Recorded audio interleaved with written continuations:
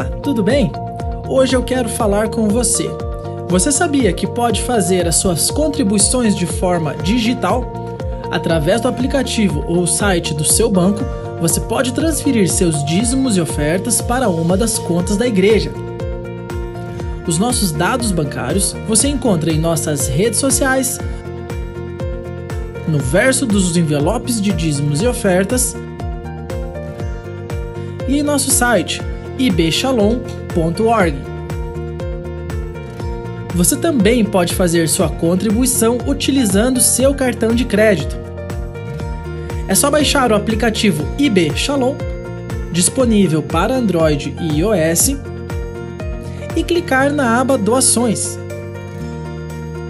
Se você já utiliza o aplicativo PicPay, é só escanear esse QR Code ou buscar por Igreja Batista Shalom, clicando no botão Pagar. Para utilizar os cartões de débito, você pode vir pessoalmente ao nosso escritório em horário comercial e utilizar as nossas máquinas de cartão. Teremos imenso prazer em te atender. Queremos agradecer a você por sua fidelidade nos dízimos e ofertas, lembrando do texto de Filipenses 4,19, que diz: "O meu Deus suprirá todas as necessidades de vocês, de acordo com as suas gloriosas riquezas em Cristo Jesus." Até mais! Deus te abençoe!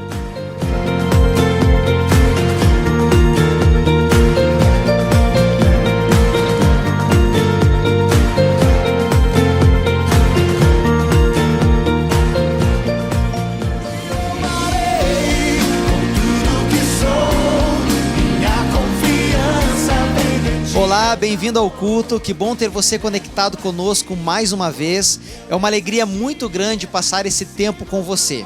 Se essa é a sua primeira vez aqui, eu gostaria de convidá-lo a entrar no chat e digitar um oi ou acenar com a mãozinha para que nós possamos identificá-lo. Você sabia que todos nós somos usados por Deus como instrumentos para abençoar a vida de muitas pessoas?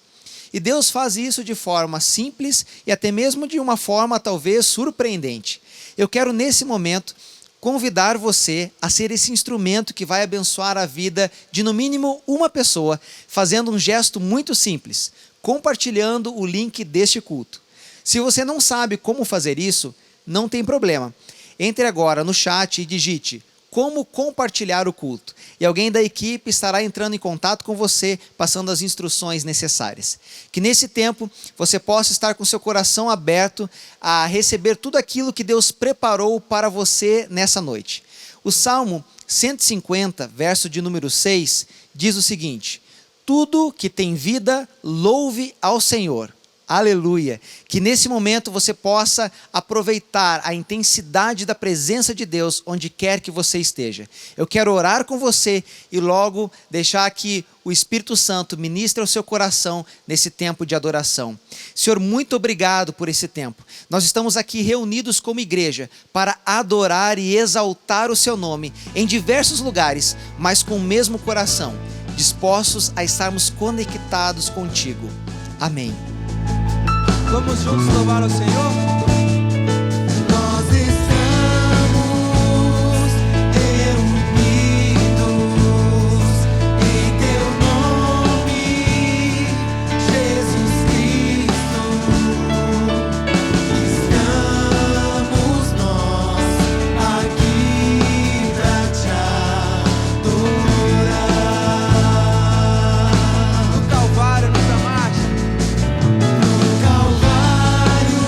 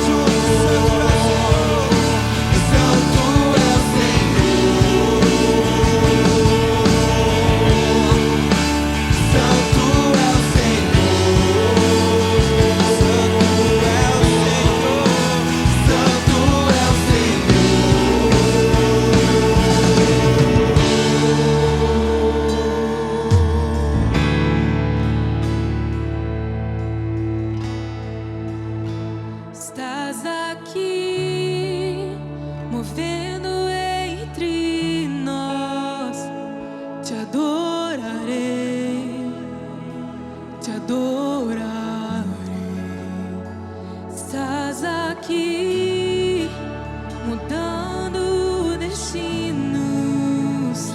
Te adorarei, te adorarei. Estás aqui, operando milagres. Te adorarei, te adorarei. Estás aqui, transformando nossas vidas. Te adorarei, te adorarei. Meu Deus é Deus de milagres, Deus de promessas, caminho no deserto, luz na escuridão. Meu Deus, este é quem tu és. Meu Deus é Deus de milagres, Deus de promessas, caminho no deserto, luz na escuridão. Meu Deus, este é quem tu és. Estás aqui, tocando os corações. Te adorarei, te adorarei. Estás aqui, curando multidões. Te adorarei, te adorarei. Estás aqui, restaurando os corações. Te adorarei, te adorarei. Estás aqui, transformando histórias. Te adorarei, te adorarei. Meu Deus é Deus de milagres, Deus de promessas, caminho no deserto, luz na escuridão. Meu Deus, este é quem tu és. Meu Deus é Deus de milagres, Deus de promessas, caminho no deserto, luz na escuridão. Meu Deus, este é quem tu és. Meu Deus é Deus de milagres, Deus de promessas, caminho no deserto, luz na escuridão. Meu Deus, este é quem tu és. Meu Deus é Deus de milagres, Deus de promessas, caminho no deserto, luz na escuridão. Meu Deus, este é quem tu és. Quem tu és. Este é quem tu és. Este é quem tu és. Este é quem tu és. Este é quem tu és. Este é quem tu és. Este é quem tu és. Este é quem tu és. Mesmo que eu não esteja te vendo, mesmo que eu não esteja sentindo, eu sei que estás trabalhando. Eu sei que estás trabalhando. Mesmo que eu não esteja te vendo, mesmo que eu não esteja sentindo, eu sei que estás trabalhando. Eu sei que estás trabalhando. Mesmo que eu não esteja te vendo, mesmo que eu não esteja sentindo, eu sei que estás trabalhando. Eu sei que estás trabalhando. Mesmo que eu não esteja te vendo, mesmo que eu não esteja sentindo,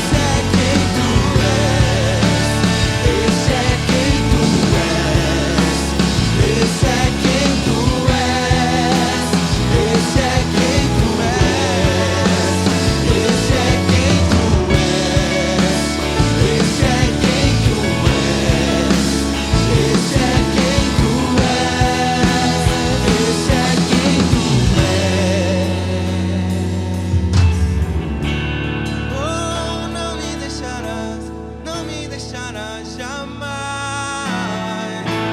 Oh, não me deixarás, não me deixarás jamais. Oh, não me deixarás, não me deixarás jamais.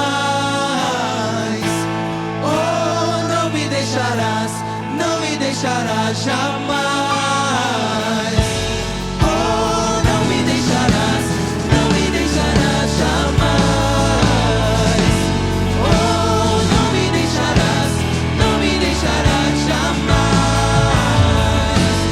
Oh, não me deixarás, não me deixarás jamais.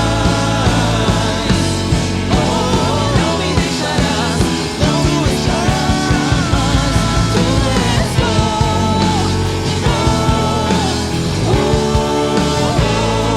tu és bom,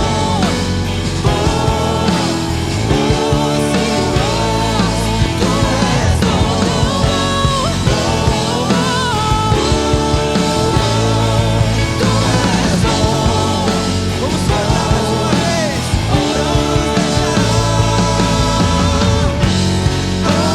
Não me deixarás, não me deixarás jamais. Oh, não me deixarás, não me deixarás jamais. Oh, não me deixarás, não me deixarás jamais. Oh, não me deixarás, não me deixarás jamais.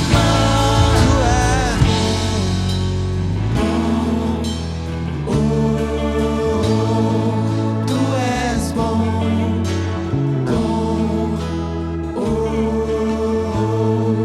tu és bom,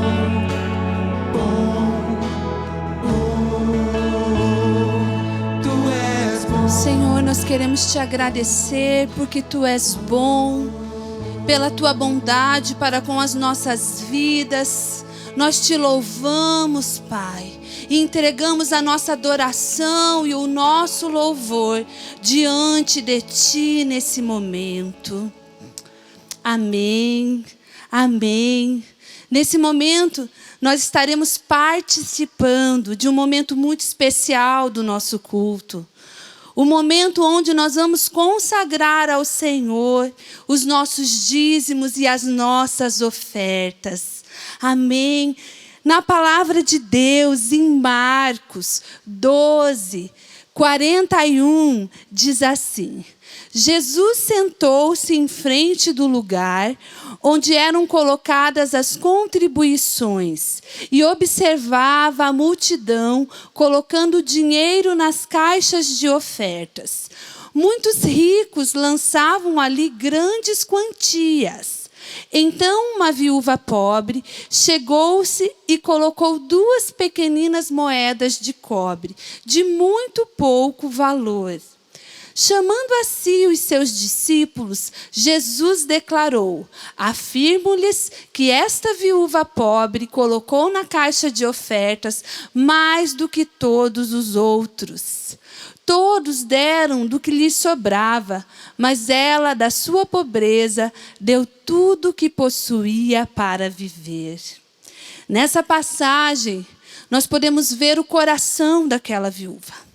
Que dízimos e ofertas têm muito mais a ver com o nosso coração do que verdadeiramente com as nossas posses, com a nossa condição financeira. Nós precisamos ter um coração grato e agradecido por aquilo que temos, por aquilo que o Senhor tem nos dado. E reconhecer que tudo que temos é favor de Deus em nossas vidas.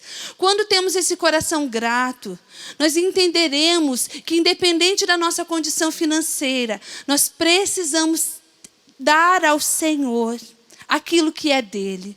Os dízimos e as ofertas não são nossas, mas são do Senhor.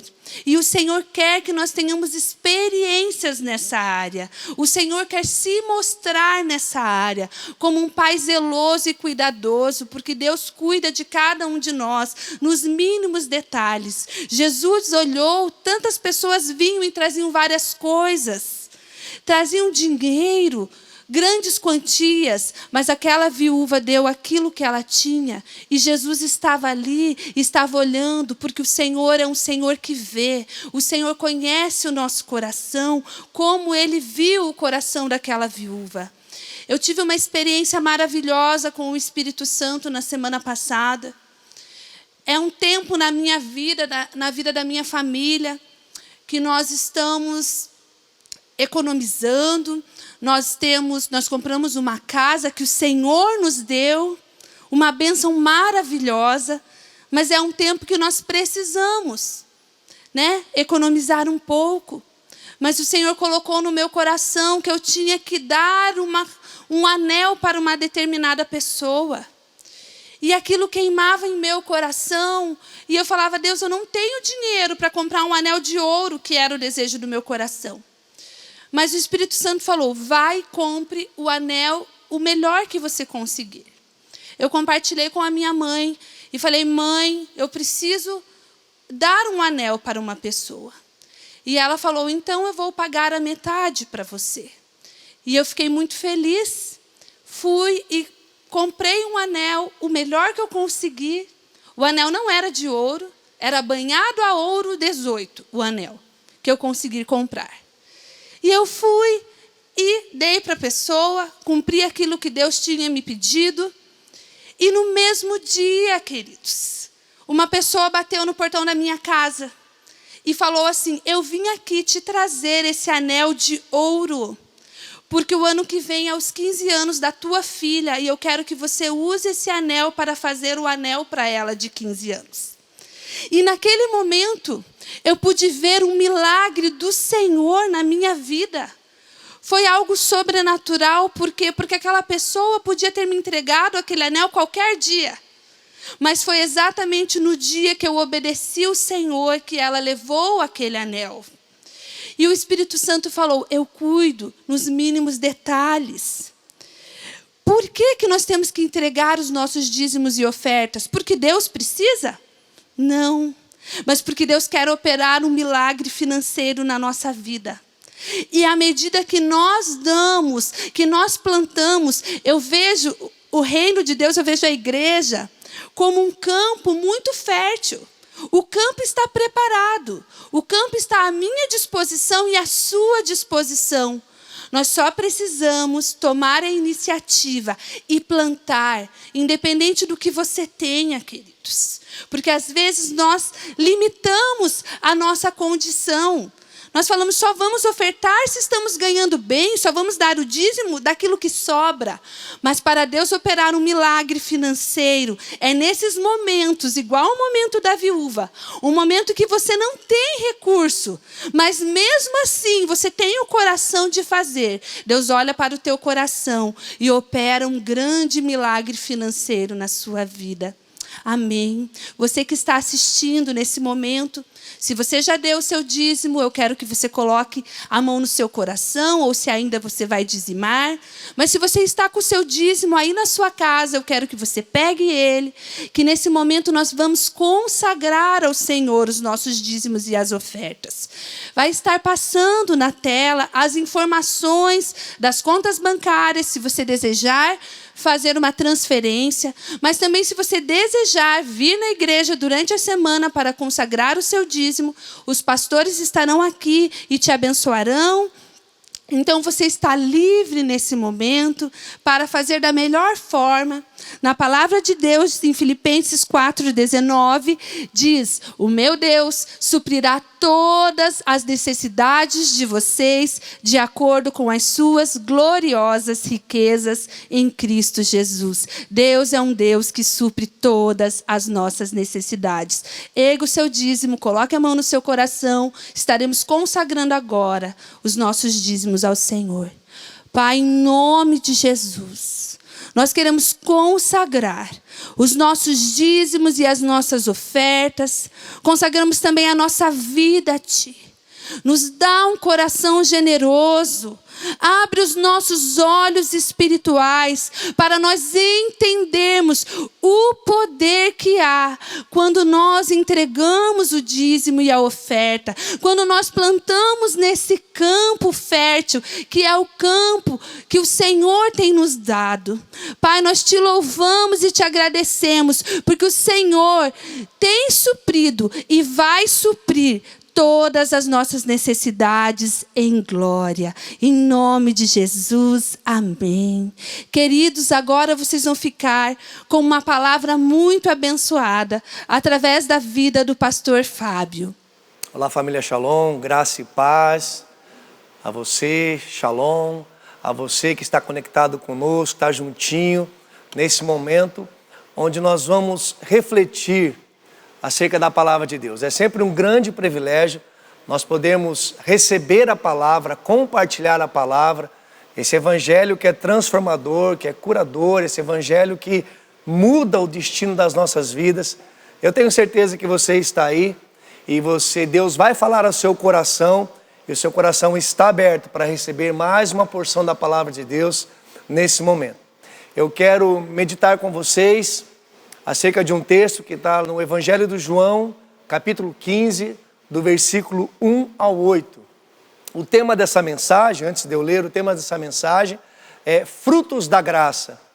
Eu queria que você prestasse bastante atenção, vai ser um tempo tão curto, mas eu creio que Deus vai nos dar graça para nos aprofundarmos sobre algo extremamente importante na nossa vida espiritual, onde nós entendemos que nós não somos salvos pelos frutos que nós damos, mas nós vamos entender que toda pessoa que é verdadeiramente salva em Cristo Jesus, ela sempre vai gerar frutos. E outra coisa interessante que nós vamos ver, vamos aprender com o próprio Jesus, é que todo fruto que emana de nós não tem a ver com o nosso esforço humano, não tem a ver com a nossa capacidade natural. O grande segredo é nós estarmos firmes e permanecermos em Cristo Jesus. Então acompanhem comigo agora essa leitura. João 15, do 1 ao 8. Eu sou a videira verdadeira e meu pai é o agricultor. Todo ramo que, estando em mim, não dá fruto, ele corta. E tudo que dá fruto, ele poda, para que dê mais fruto ainda. Vocês já estão limpos pela palavra que lhes tenho falado. Permaneçam em mim, e eu permanecerei em vocês. Nenhum ramo pode dar fruto por si mesmo, se não permanecer na videira. Vocês também não podem dar fruto, se não permanecerem em mim. Eu sou a videira, vocês são os ramos. Se alguém permanecer em mim e eu nele, esse dará muito fruto, pois sem mim vocês não podem fazer coisa alguma. Se alguém não permanecer em mim, será como um ramo que é jogado fora e seca. Tais ramos são apanhados, lançados ao fogo e queimados. Se vocês permanecerem em mim, e as minhas palavras permanecerem em vocês, pedirão o que quiserem, e lhes será concedido. Meu Pai é glorificado pelo fato de vocês darem muito fruto, e assim serão meus discípulos. Queridos, esse é um texto interessantíssimo, onde o próprio Senhor Jesus está falando. Já havia Jesus ceado com os seus discípulos. Judas já não está nesse momento, nessa fala de Jesus. Então, provavelmente Jesus está caminhando para Jerusalém, já indo, para a sua crucificação.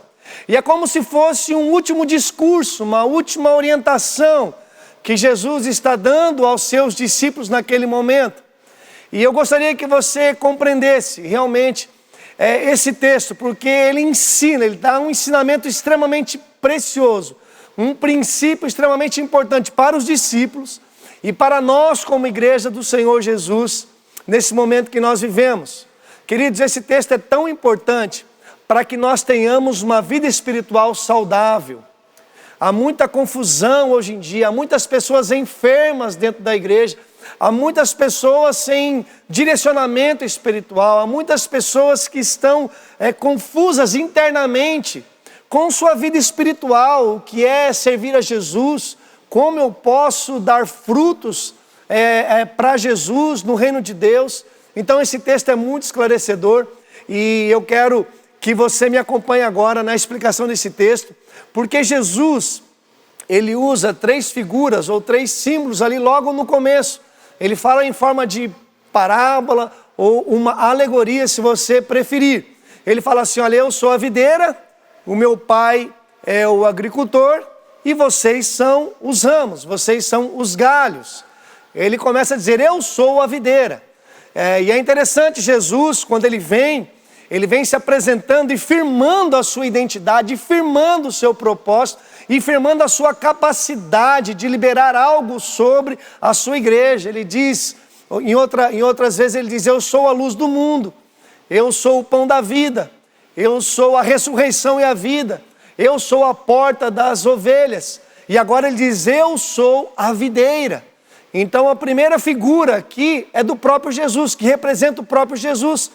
A videira representa o próprio Jesus, eu sou a videira. Na verdade, Israel, quando Deus escolheu Israel como seu povo, era para que Israel pudesse dar testemunho do nome de Deus a todas as nações. Era para que Israel pudesse ser uma referência espiritual a todas as nações. Era para que Israel pudesse gerar salvação às outras nações. Que através de Israel, as outras nações fossem santificadas. E na verdade, Israel, ele falhou em sua missão nesse aspecto. E por isso que Jesus, ele começa a dizer, eu sou a videira verdadeira. Porque como Israel falhou em sua missão, então foi uma verdadeira que não deu certo. Ela não conseguiu, Israel não conseguiu produzir o fruto desejado por Deus. E aí Jesus vem, eu sou a videira verdadeira. Ele vem afirmando, agora vocês têm aonde ter cura, definitivamente. Agora vocês têm onde encontrar a salvação, definitivamente. Agora vocês têm onde encontrar a transformação, definitivamente. Agora vocês têm um bom testemunho, um bom e vivo testemunho definitivo sobre a graça e o amor do Pai. Então Jesus vem se apresentando agora, primeira figura como a videira verdadeira. Ele é o tronco, por ele é que passa a seiva. Então a videira, os frutos, os ramos só poderão frutificar se eles estiverem ligados nessa videira. Porque é ali que tem a seiva, onde gera os nutrientes para que os ramos possam ser saudáveis e possam dar frutos saudáveis. Então ele está falando, eu sou a videira. E o Espírito Santo é essa seiva. O Espírito Santo é aquele que nos revela a vontade de Deus. O Espírito Santo é que nos orienta, ilumina os nossos olhos a respeito do que Deus fez e o que Ele pode fazer em nossas vidas e através das nossas vidas. E aí ele traz uma segunda figura, que é o agricultor. Ele fala, meu pai é o agricultor, eu sou a videira, ele é o agricultor. Ele é quem cuida de tudo. É ele quem observa como está a videira. É ele que observa como estão os ramos. É ele que cuida de tudo. É ele, e Deus sempre fez isso. Deus sempre cuidou do povo de Israel. E ele continua cuidando da sua igreja, como um grande agricultor que ele é. É bom nós entendermos aqui, queridos, que isso nos dá segurança. Se Deus, ele é o agricultor, se ele que cuida de nós, nós podemos ter paz no nosso coração, nós podemos ter tranquilidade no nosso coração, ainda que não entendamos muitas coisas nesse processo de frutificação, nesse processo de nos tornarmos discípulos de Jesus. A segurança que nós temos é que Deus cuida dos ramos, é que Deus é que faz a limpa nesses ramos. E aí vem uma terceira figura, que é justamente o ramo, ou o galho.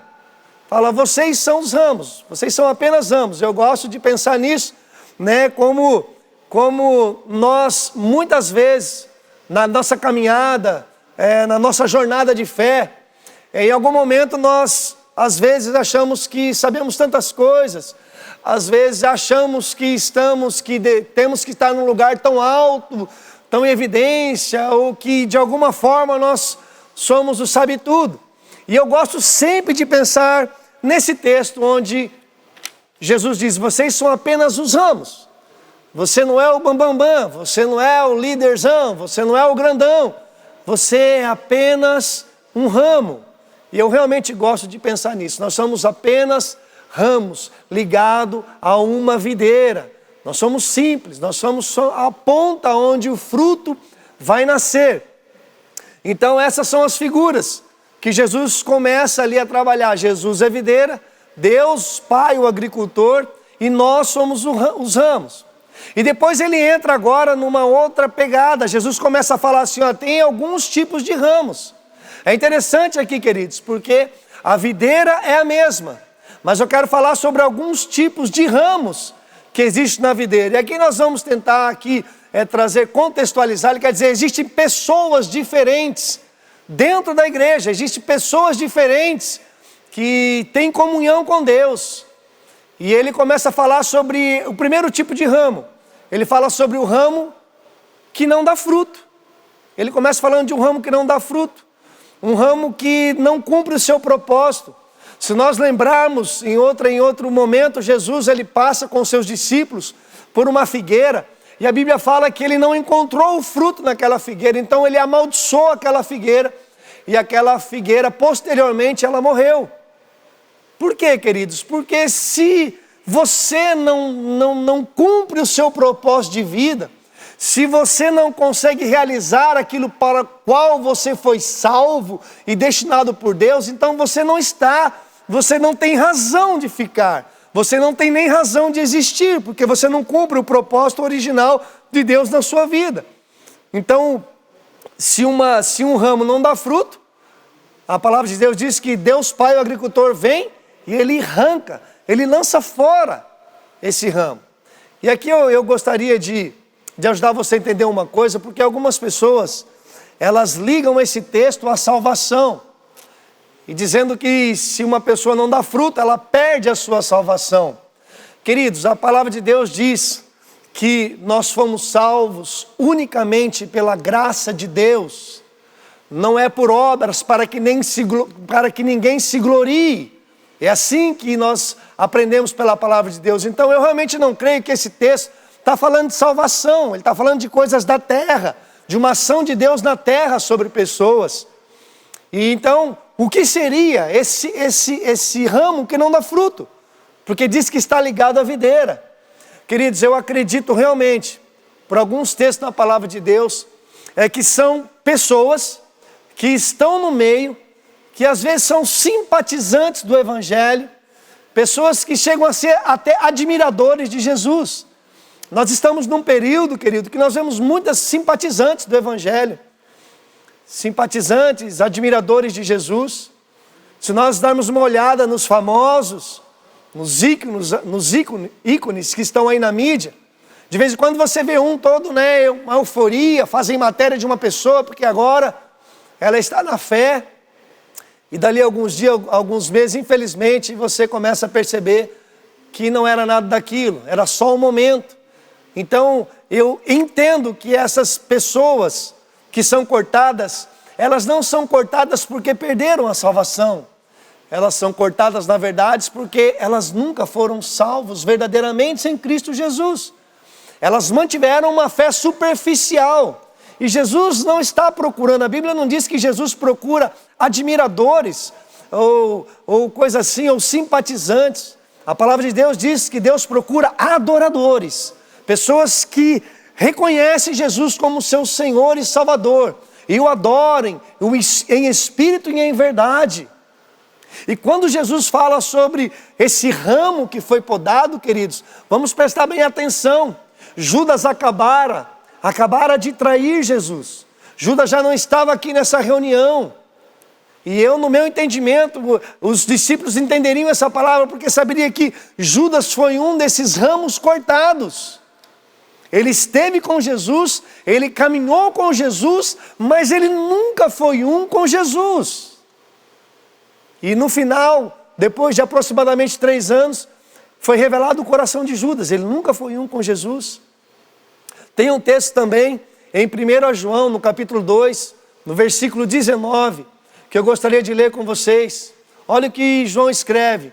Eles saíram do nosso meio, mas na realidade não eram dos nossos, pois, se fossem dos nossos, teriam permanecido conosco.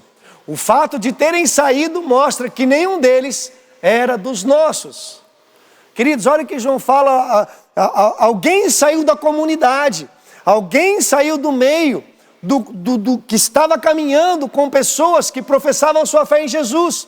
E João fala, eles saíram do nosso meio, eles não permaneceram em nosso meio, porque na verdade eles nunca foram um de nós, eles nunca tiveram a mesma fé que nós temos, eles nunca creram, o Evangelho nunca verdadeiramente transformou as suas vidas. E é por isso que nós vemos, e não com pouca frequência, pessoas que se empolgam, que entram, que convivem no meio da igreja, daqui a pouco eles retornam para as suas vidas, e parece que vão se afundando mais, entram num estágio pior do que quando começaram a frequentar ou participar de uma igreja. Isso aqui é muito importante nós entendermos isso, queridos. Antes de você estar com o seu nome numa listagem de membresia de uma igreja, isso tem a sua importância, mas antes de você se tornar um membro de uma igreja, você tem que ser um ramo firmado em Cristo Jesus, você tem que ser um ramo enxertado em Jesus. Antes do seu nome estar numa lista de membresia, o seu nome precisa estar registrado nos céus, como um salvo em Cristo Jesus. E eu entendo que essa palavra, ela é muito profunda. Jesus, ele está dizendo aqui, olha, tem pessoas que parecem ser, mas não são, que parecem estar, mas não estão, que aparentam ter fé, mas elas não têm fé, que aparentam crer em mim, mas na verdade não creem em mim, porque o Evangelho nunca produziu o fruto verdadeiro no seu interior. Esse é o primeiro ramo, que diz que o próprio Pai vem e ele retira do meio. Não somos nós que retiramos as pessoas, não somos nós que apontamos quem deve ou não deve estar na igreja, não somos nós que apontamos quem está apto ou não, quem moralmente está preparado para estar na igreja.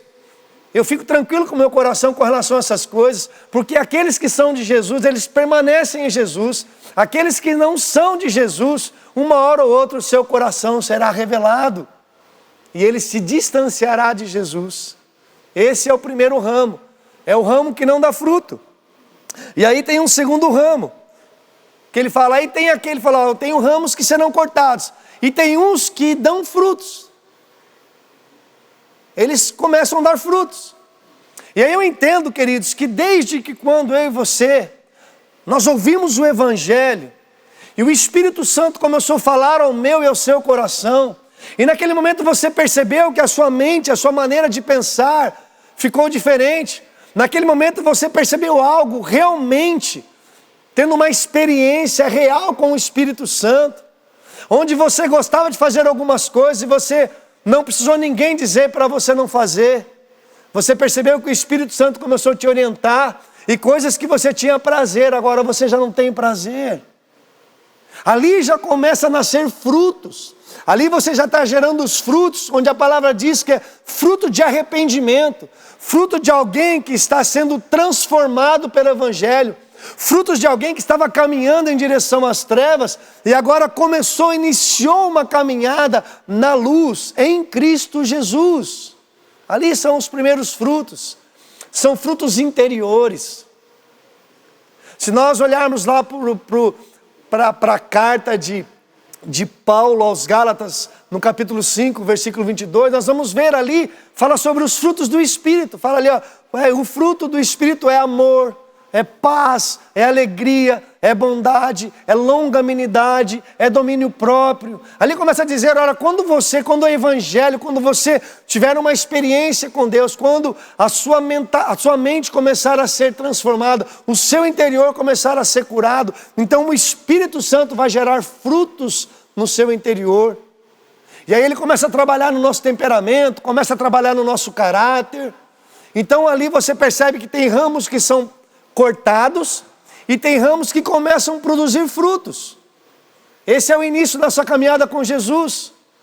Esses frutos são interiores, são valores que começam a ser transformados. O reino de Deus começa a ocupar um lugar em seu coração e você percebe a sua vida tomando um outro rumo. Você percebe a graça de Deus te levando para um novo propósito de vida.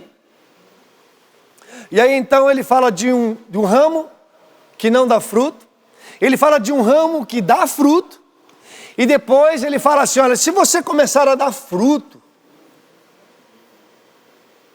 Deus vai começar a limpar você, o agricultor vai vir, vai começar a limpar você, para que você dê muito fruto.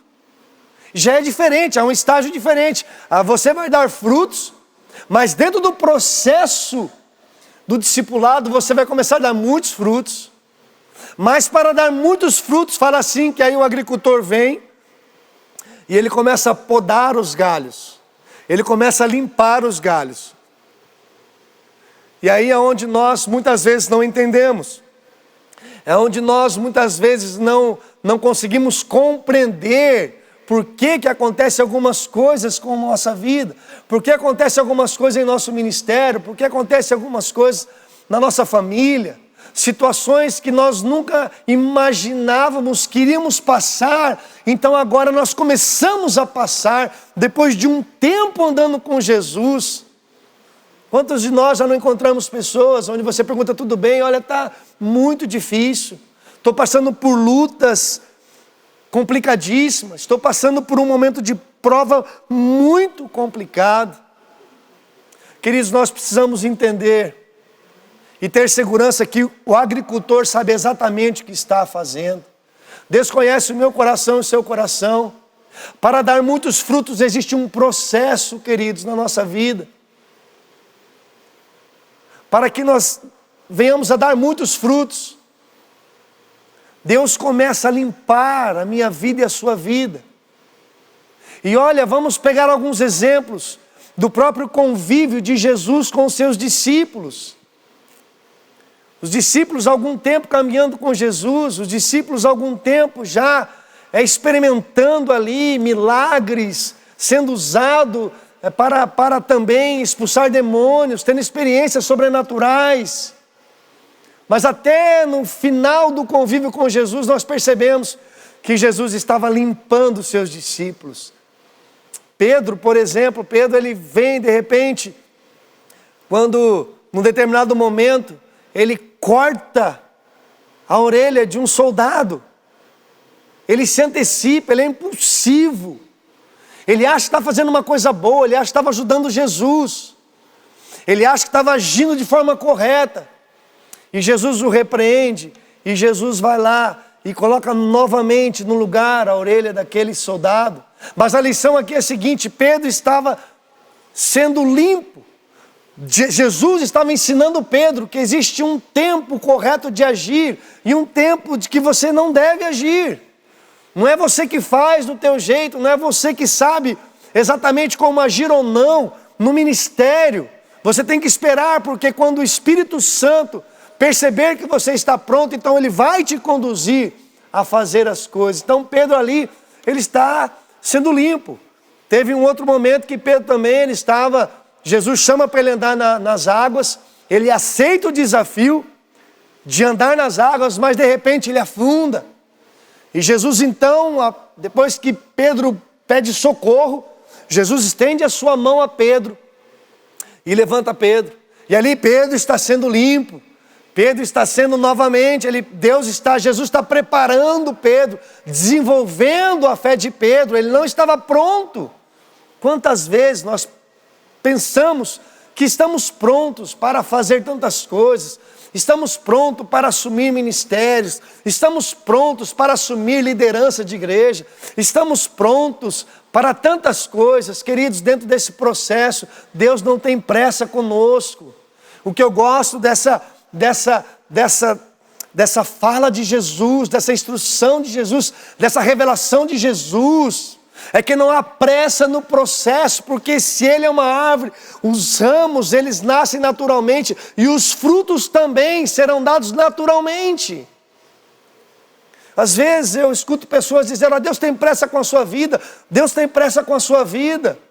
Eu respeito essa tua maneira de pensar, mas quando eu olho para essa maneira que Jesus nos instrui, eu não consigo ver pressa. Existe o tempo certo que Deus age em nossa vida para nós frutificarmos. É assim que eu entendo. não há pressa, mas há um processo onde o Espírito Santo está nos preparando, está nos limpando para nós gerarmos mais frutos para Jesus. Certa vez os discípulos também estavam entre eles ali, deliberando, perguntando: quem será o maior no reino de Deus? E aí Jesus começa a falar com os discípulos: ó, sente aqui, que eu quero ensinar vocês. Os governantes desse mundo, eles dominam sobre as pessoas, eles escravizam as pessoas, eles controlam as pessoas. Mas no meu reino não será assim. Jesus diz: olha, se você quer ser grande no reino de Deus, não tem problema. Mas você vai entender que para ser grande no reino de Deus, você tem que ser o menor de todos. Você tem que servir a todos. O próprio Jesus deu esse exemplo, lavando os pés dos discípulos. Ele que era mestre, fazendo o serviço de um escravo. Então ali Jesus está limpando os discípulos, está dizendo para eles: vocês não estão preparados ainda para assumirem liderança, mas eu estou preparando vocês e ensinando vocês que o coração de vocês tem que estar alinhado com o meu coração, para que vocês possam dar frutos em meu nome, e isso possa glorificar o meu Pai. É assim que eu creio realmente que Jesus trabalha na minha vida e na sua vida, querido. É assim que eu creio. Houve um período na minha vida que eu fiquei muito frustrado com o meu chamado, muito frustrado com o ministério, e talvez você passou por isso também. Quantos de nós passamos? Tem exemplos bíblicos, né, que relatam pessoas que se frustraram tanto por um período com a obra. Eu passei por isso. Talvez você tenha outras frustrações que você passou ou está passando. E naquele momento eu não compreendia, eu achava que realmente era o meu momento, era a minha hora. Eu estava pronto, maduro o suficiente para assumir responsabilidades grandes, para talvez ter um rebanho, ter pessoas ao qual eu estaria liderando. Isso foi há mais de 12 anos atrás, queridos. E eu agradeço tanto a Deus, ao Espírito Santo, que tem me ajudado a compreender essa palavra. Deus estava trabalhando no meu interior. Deus estava gerando uma estrutura interior, emocional, espiritual, ministerial, pessoal. Eu estava querendo atropelar o tempo de Deus. Isso seria terrível. E foi tão horrível esse tempo, queridos, que eu me lembro que eu desanimei de estar nos cultos, desanimei de estar em reuniões.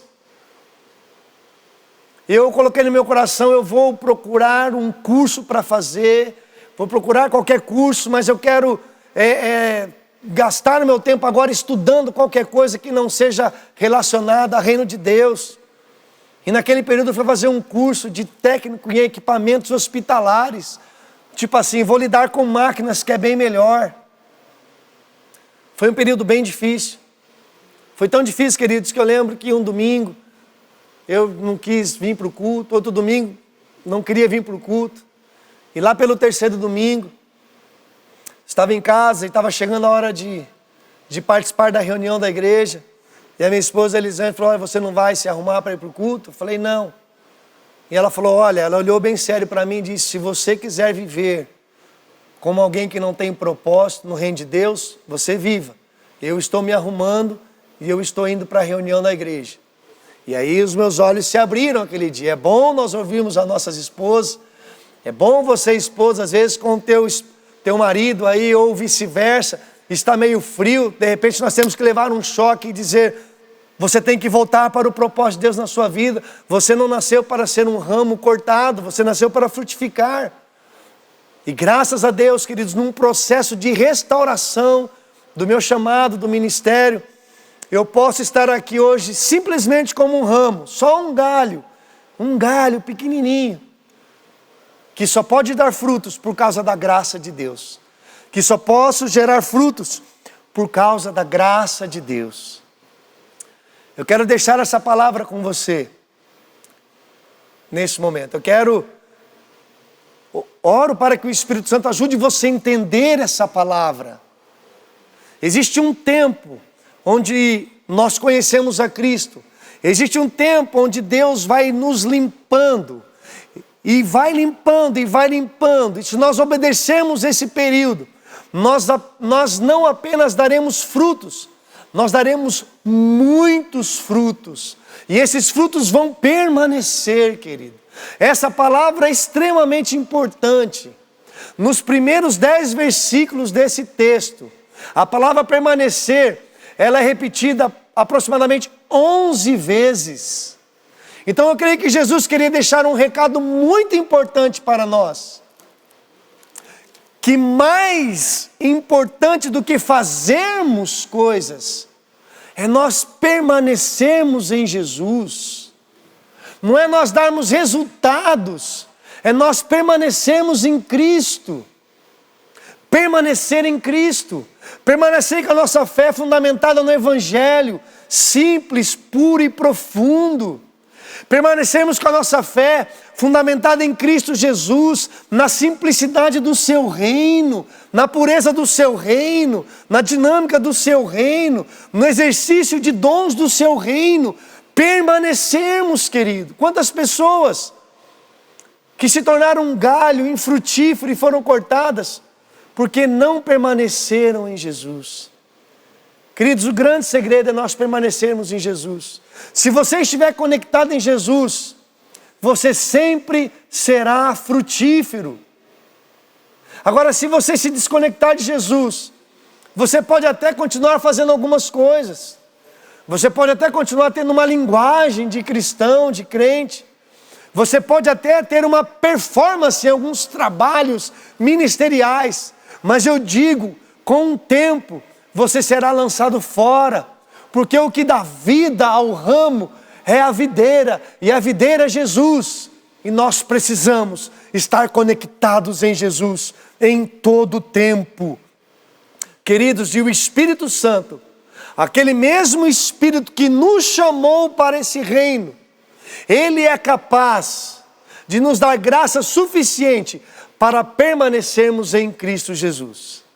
Que essa palavra possa cair no seu coração, que essa palavra possa encontrar lugar no seu coração, e você possa ser como aquela pessoa que recebeu a palavra de Deus e que deu fruto a 30, a 60 e a 90. Eu queria deixar um recado para você também. Se por acaso você está nos acompanhando nesse momento e você percebe que você não permaneceu, você olha para dentro de si e você fala: poxa, eu não permaneci em Cristo. Eu hoje me sinto como alguém que não frutifica. Eu não consigo ver vida na minha vida, não consigo ver vida nas minhas ações, eu não consigo ver vida nos meus relacionamentos. Ainda há tempo de você arrepender-se e pedir para que o Espírito Santo de Deus comece novamente uma obra no seu interior, e certamente Ele será fiel para completá-la. Que Deus abençoe a sua vida, que Deus abençoe a sua semana, que você saiba que quando que nós estamos em Cristo Jesus e nós temos um propósito definido, nós somos filhos de Deus, chamados para sermos discípulos de Jesus, frutificando na terra, a fim de que esse fruto possa engrandecer o nome de Jesus. Deus abençoe, uma semana de vitória para vocês.